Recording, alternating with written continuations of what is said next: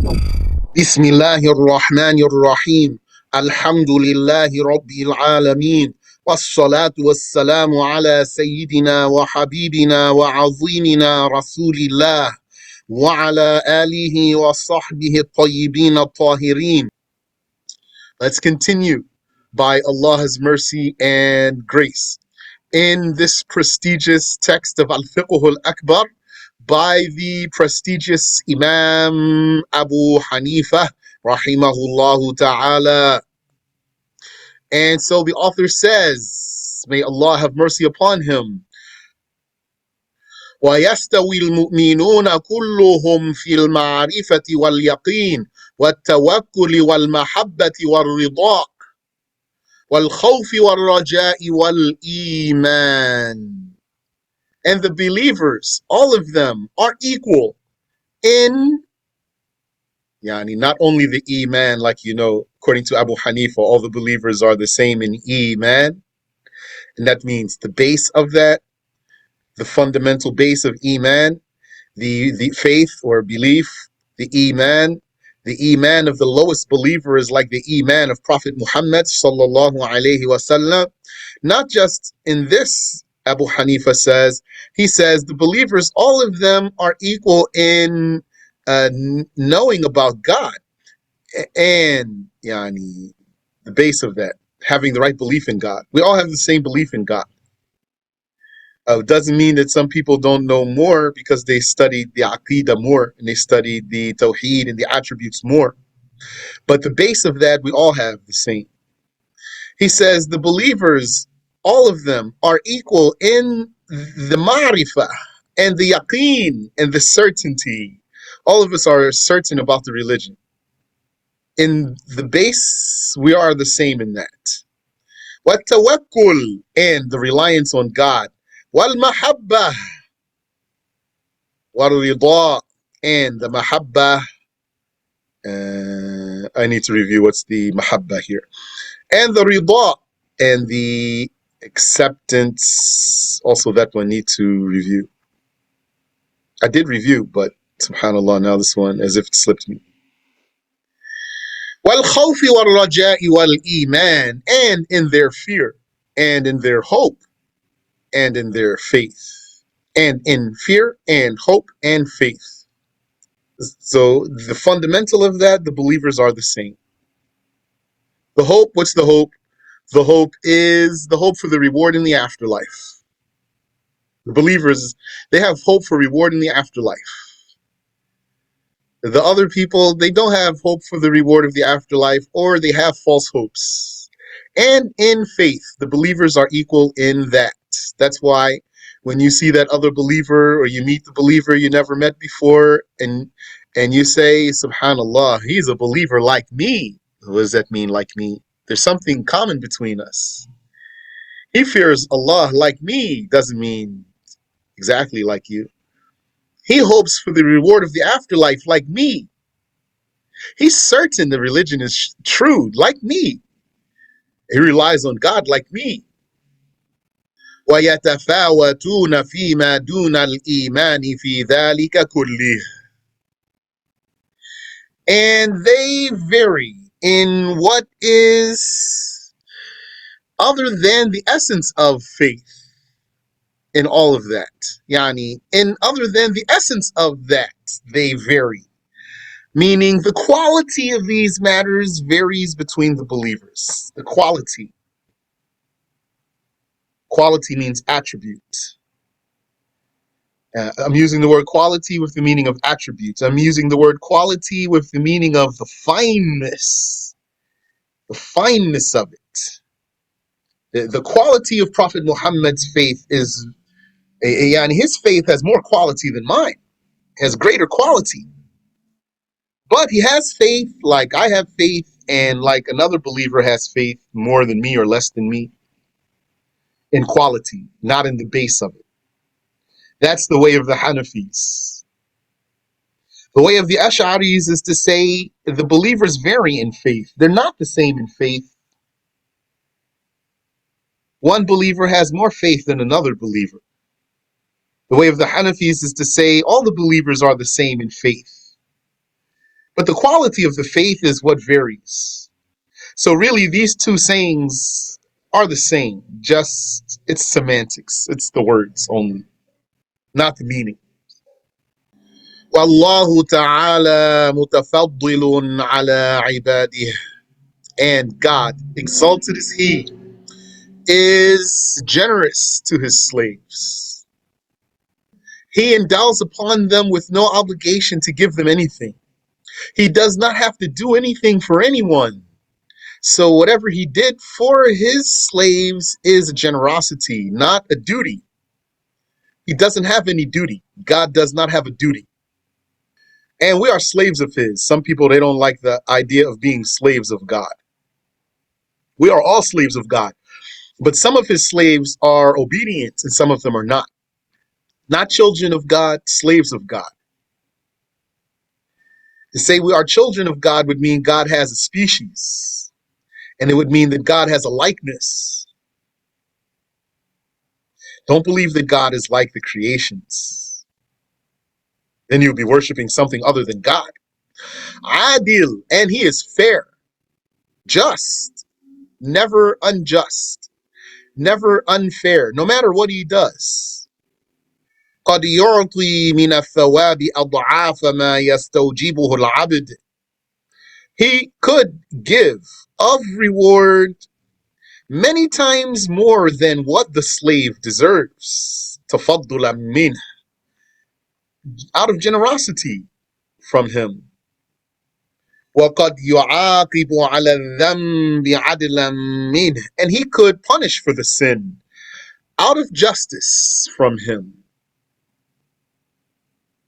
وقد يعفو فضلا منه, and he could pardon the sin out of generosity from him. He is so generous. Don't you know what happened to Satan? What happened to Satan? He committed blasphemy. You know that. When he refused to obey God, when he hated the command of God, that's what the blasphemy was. It wasn't just that he didn't prostrate to Adam, it was that he hated what God commanded him to do. That's what the blasphemy was. He committed blasphemy. He became a kafir, murtad, apostate. What did he do? Because he knows the generosity of God. He said, رَبِّ فَأَنظِرْنِي إِلَى يَوْمِ يُبْعَثُونَ. He said, oh my Lord, spare me until the day when they come back to life. What was that? That was him making dua. He made dua after he committed blasphemy. Why would he make that dua? Because he knew the generosity of Allah. And then what happened? Allah gave him what he asked for. Subhanallah. Well, not all the way until the day that they come back to life. He didn't give him that. But he did enable him to stay alive until the end of the world. Satan will stay alive until the angel blows the horn. He asked to stay alive until they come back to life. He wasn't granted that, but he was granted staying alive until the angel blows the horn. So when I knew about that, subhanallah, then I said to myself, what should hold me back from asking Allah from what I want? He's so generous. And I remind you to make dua for what you need and what you want. The dua he made, he said, إِلَى يَوْمِ يُبْعَثُونَ. He said, أَنظِرْنِي إِلَى يَوْمِ يُبْعَثُونَ. Spare me until the day they are resurrected. Allah said, فَإِنَّكَ مِنَ الْمُنظَرِينَ إِلَى يَوْمِ الْوَقْتِ الْمَعْلُومِ. You are amongst those spared until a time that is known to God, which is until the angel blows the horn. So he won't die before then. And he won't repent also. He's kafir. Satan, he's a kafir who shall be in hell forever. وَشَفَاعَةُ الْأَنْبِيَاءِ عَلَيْهِمُ الصَّلَاةُ وَالسَّلَامُ حَقٌّ. And the intercession of the prophets, may peace and blessings be upon them, is real or true. That is, that the prophets shall intercede on resurrection day, but not the greater intercession. They shall not do the greater intercession. Ash-shafa'atul uzma, that one is Prophet Muhammad's intercession, which is what Abu Hanifa mentions here. وَشَفَاعَةُ نَبِيِّنَا صَلَّى اللَّهُ تَعَالَى عَلَيْهِ وَعَلَى آلِهِ وَسَلَّمَ للمؤمنين المذنبين ولأهل الكبائر منهم المستوجبين للعقاب حق ثابت. He said, and the intercession of our Prophet sallallahu ta'ala alayhi wa ala alihi wa sallam for the sinful believers and the people of major sins amongst them. That's the same. The sinful believers, that means the major sinners. Then he said, and the people of major sins amongst them, that means the sinful believers here. Al-mustawjibina lil-iqab, those who deserve the punishment. Haqqun thabit, it is real and confirmed. Yani, it is true and it is confirmed. That refers to when the sun draws near the heads of the people on resurrection day, and they suffer from the heat of the sun to the extent that one person's sweat would be up to his ankles. His own sweat would be up to his ankles without his sweat mixing with anyone else's sweat. And someone else's sweat would be up to his knees. And another's sweat would be up to his hips. And someone else, his sweat would be up to the middle of his ear. And he would be about to drown in his own sweat. So when the people are suffering like this, and that includes believers, the believers say, let us go to Adam. So they go to Adam and they say, oh, Adam, you are the father of man. And they name his merits. They say, you are this and you are that and you are this and you are that. Intercede for us. Don't you see that from which we suffer?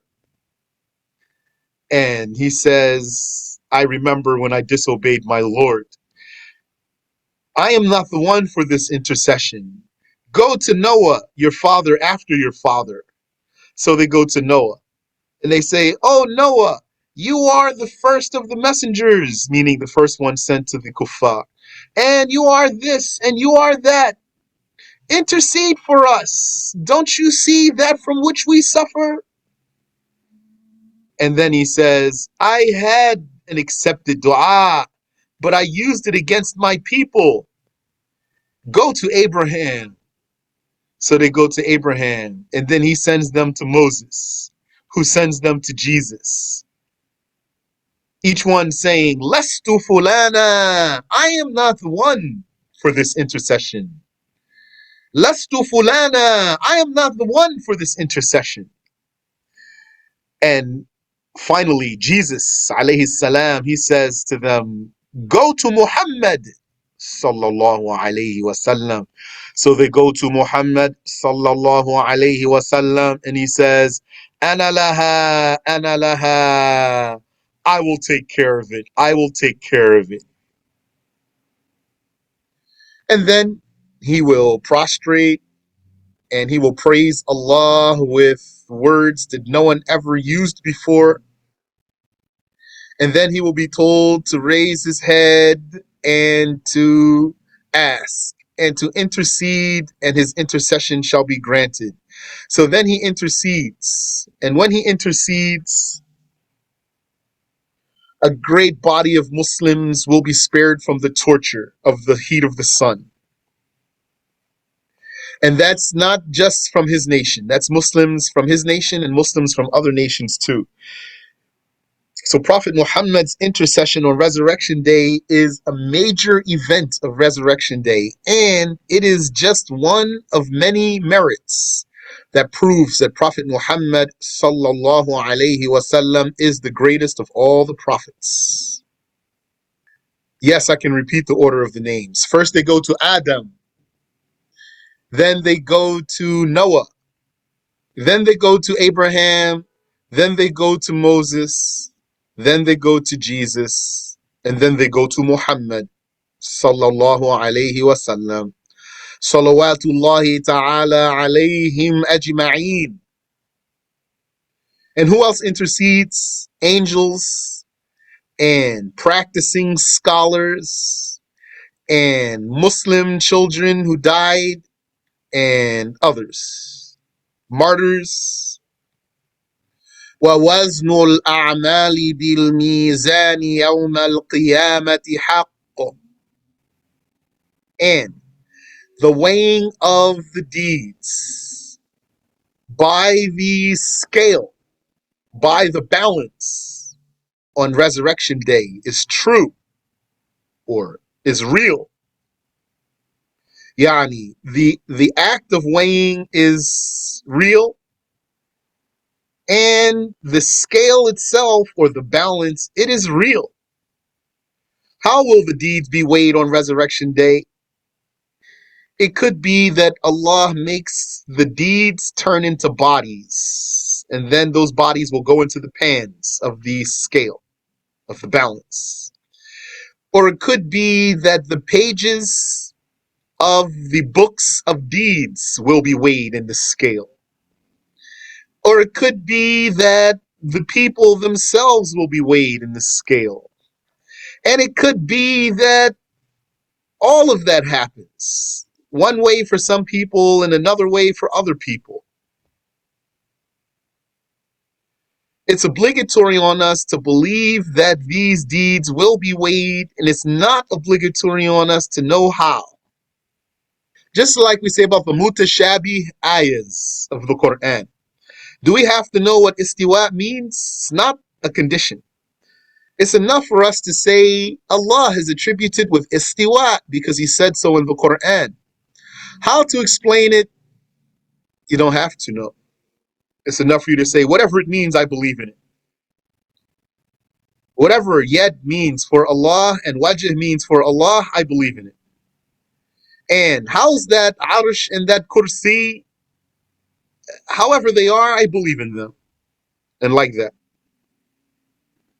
What did Allah say? الَّذِينَ يُؤْمِنُونَ بِالْغَيْبِ. Those who believe in the unseen.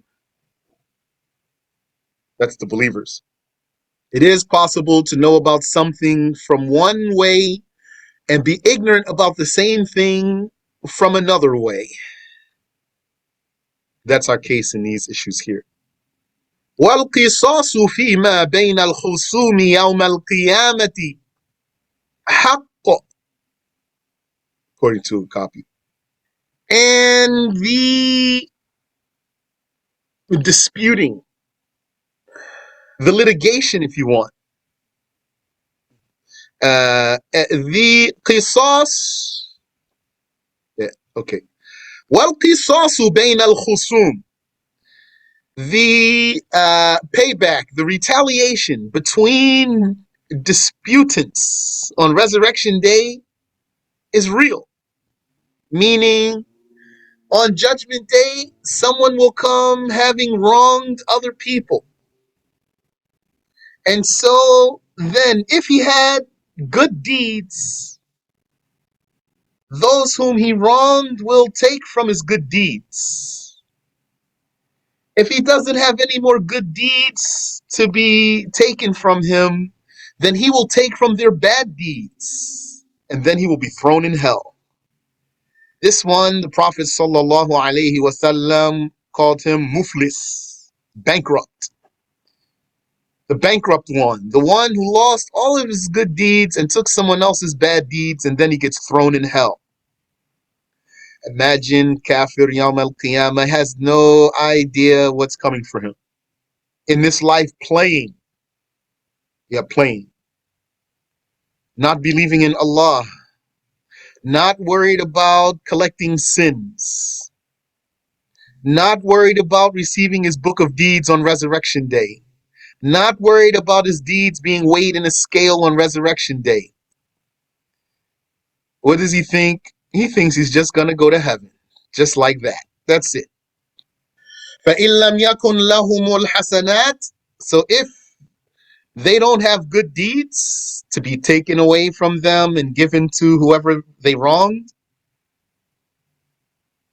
فطرح السيئات عليهم جائز وحق.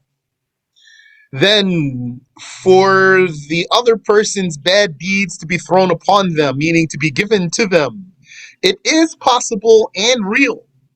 So let me read that again. والقصاص فيما بين الخصوم يوم القيامة فإن لم يكن لهم الحسنات فطرح السيئات عليهم جائز وحق. And the retaliation between the disputants on Resurrection Day, and if they don't have any good deeds, then the bad deeds will be thrown upon them, is possible and real. وحوض النبي صلى الله تعالى عليه وسلم حق. And the basin of the Prophet sallallahu alaihi wasallam is real. This could mean it exists now. It's already existing. And it could mean, yani, it does mean we must believe in it. That's for sure. And it could mean it actually is presently existing. That basin of the Prophet alayhi salatu wasalam. What's that basin? That's the basin the believers from his nation will drink from before they enter the garden. After they drink from it, they will never experience thirst again. The water of that basin is whiter than milk, and the flavor of it is sweeter than honey and sugar, and the smell of it is more fragrant than musk. And every prophet has a basin. Believers will drink from this basin, then they will never experience thirst again, and then they enter the garden. And what else? And also, any believers who are taken out of hell, which is all of them, any believer who goes to hell will come out of there. Yani, a believer will be taken out of hell, so how he's going to come out of there? Black and crispy. Then he will be dipped into that basin, and Allah will rejuvenate his body for him. And his health will be restored, and his beauty will be restored, and then he will be admitted into the garden. وَالْجَنَّةُ وَالنَّارُ مَخْلُوقَتَانِ الْيَوْمِ. And the garden and the fire are created today, yani presently. They are currently existing. لَا تَفْنَيَانِ أَبَدًا. And they shall never perish. That garden and that fire. That's the right belief. As for believing that they don't exist yet and that they shall exist, this is deviance. It's heresy, but it's not blasphemy. But as for believing that they will go out of existence, even for a moment, that is blasphemy. Wallahu ta'ala yahdi man yasha. Subhanallah, some of the people, they say, blasphemy, you always talk about blasphemies. They don't care about these things, not concern of theirs. What's their concern? Eating, sleeping, having some fun, maybe going to the movies, get some clothes, meet somebody. La hawla wa la quwwata illa billah. How I'm using the word heresy? I'm using the word heresy to mean bid'ah, bad belief. There's two types of bad belief. Bad belief that's blasphemy and bad belief that's not blasphemy. Heresy that's blasphemy and heresy that's not blasphemy. Bid'ah that's blasphemy and bid'ah that's not blasphemy. Heresy means lack of orthodoxy. That means bid'ah, innovation in religion. It's clear? Ameen wa fiq. Wallahu ta'ala yahdi man yasha'u fadlan minh. And God, exalted is He, guides whom He wills out of generosity from Him. He doesn't have a duty to guide anyone. He guides whom He wills. So we thank Allah for the blessing of Islam. We thank Allah for granting us this correct religion. If a person did not have anything but Islam, then he has enough. وَيُضِلُّ مَن يَشَاءُ عَدْلًا مِّنْهُ, and he misguides whomever he wills out of justice from him. Yes, because he does not have a duty to do anything for anyone. Some of the people, they believe that God does not misguide anyone. Well, Allah tells us, يُضِلُّ مَن يَشَاءُ, he misguides whomever he wills. He does whatever he wills. He's creator of everything. When someone doesn't believe that Allah misguides anyone, then also he's not going to believe that Allah creates evil. So, there's some people, they don't believe that God creates evil. They don't believe that God misguides anyone. So they don't really have right belief in God.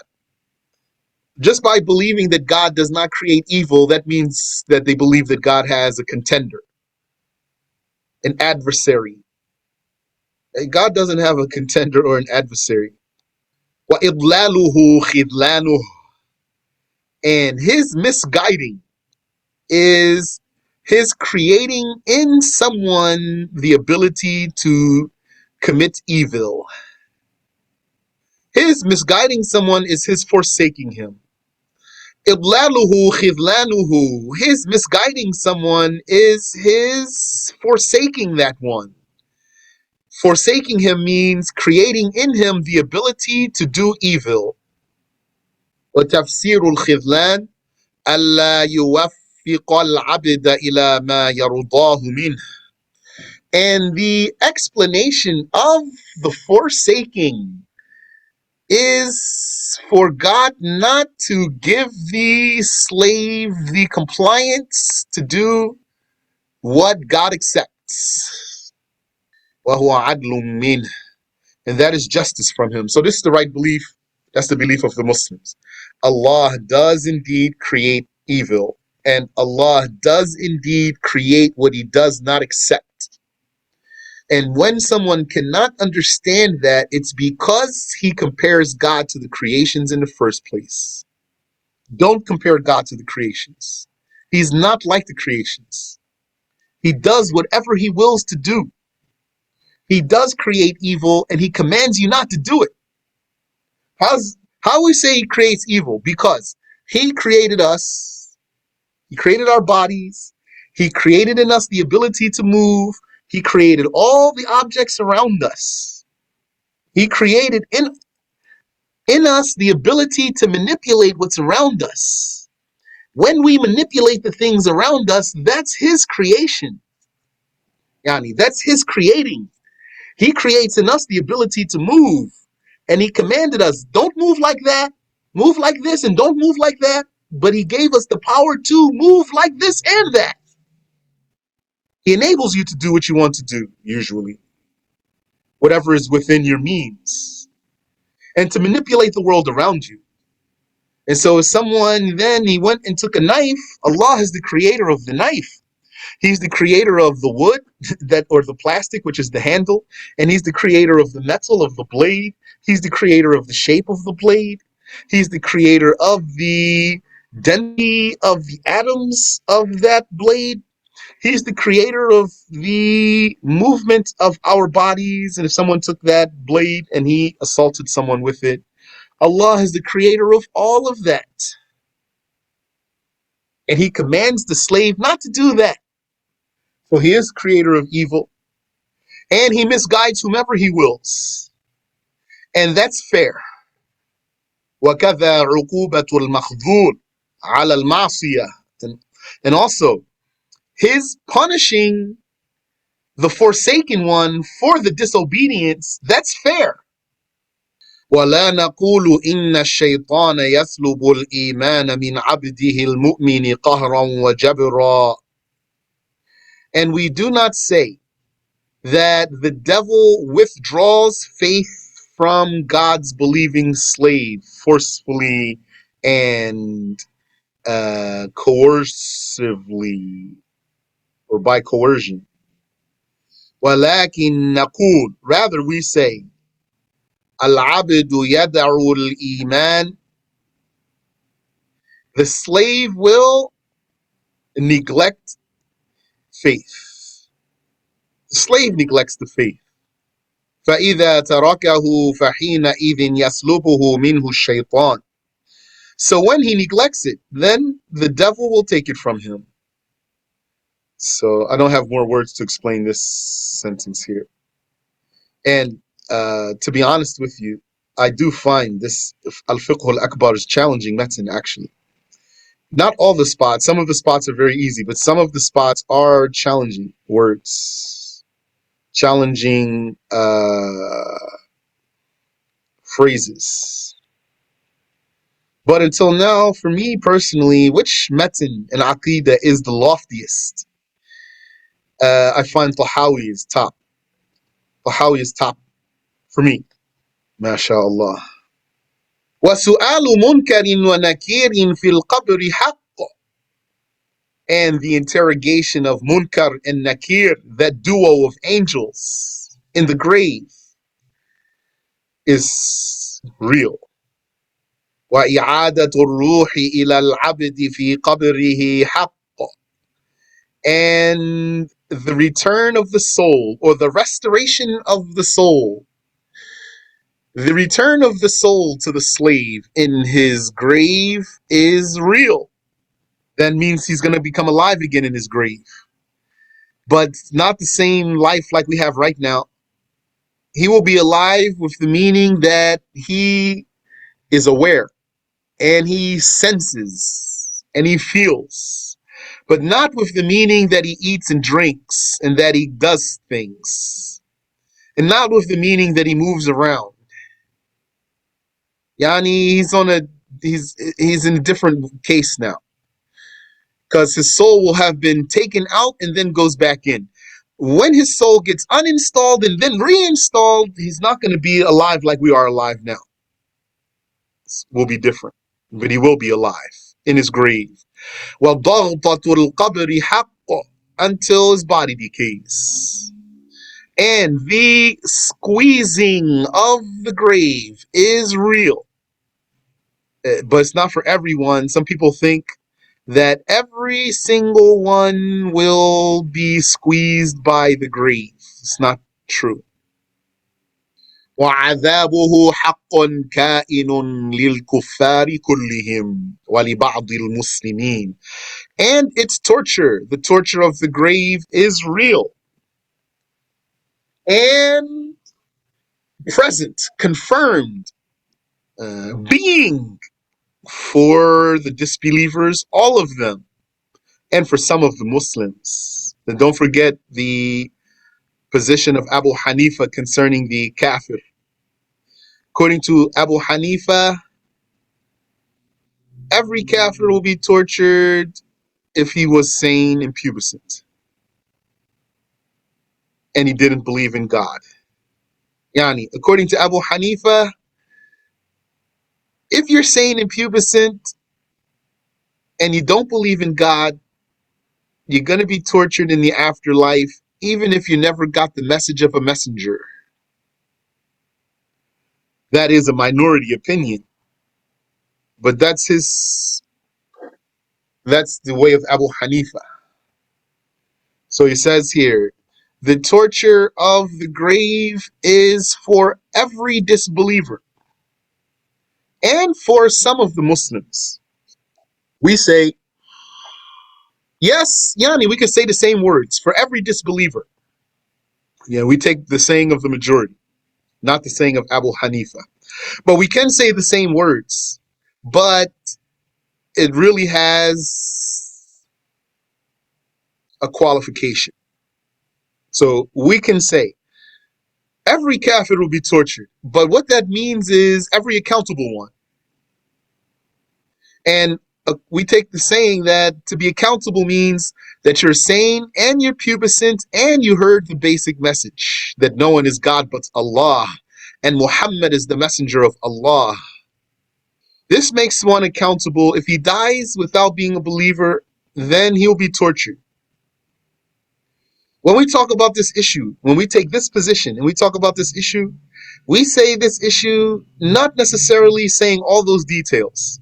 Instead, we say, like what Abu Hanifa says here, all the kuffar will be tortured, but we mean all of those that were accountable. Wallahu ta'ala a'lam. Allah knows best. And we're going to stop there. He's going to start something here. But I want to start from the top, inshallah. Any question? He said, is it pious Muslim children who intercede or Muslim children in general? Muslim children who died before puberty and their parents were patient. They will intercede for their parents. He says, is it permissible to say you're making my life hell? I don't know if it's permissible, but it's not necessarily blasphemy because it means like hell. Or it could mean like hell. That's an important case there, what you're asking. That's just like what we learned. Didn't we learn that a person might say to a Muslim, oh, kafir? And we're going to say he didn't commit blasphemy. Why? Because he's saying, oh, you who's like a kafir. Oh, you whose behavior is like a kafir. But he doesn't say all that. He just says, oh, kafir. But this is what he means. So we're not going to say he committed blasphemy. But it's not permissible to say that. Or like when the Prophet ﷺ said, any woman who perfumes herself and goes out so that the men would find her smell, then she's an adulteress. What does it mean? It means like an adulteress. So what is the judgment of telling a white lie, for example? Lying is haram. It's an example. You tell someone you are on the way to them, for example, and you have not yet left the house, but you initiated getting ready to be on your way. Was my answer unclear for you? You asked me, what's the judgment of telling a white lie? I said, lying is haram, and then you followed up. So I don't know why you followed up. So I'm asking you, is the answer I gave you is not clear since you followed up? Okay. Subhanallah wa bihamdi. Subhanaka Allahumma wa bihamdik. أشهد أن لا إله إلا أنت أستغفرك وأتوب إليك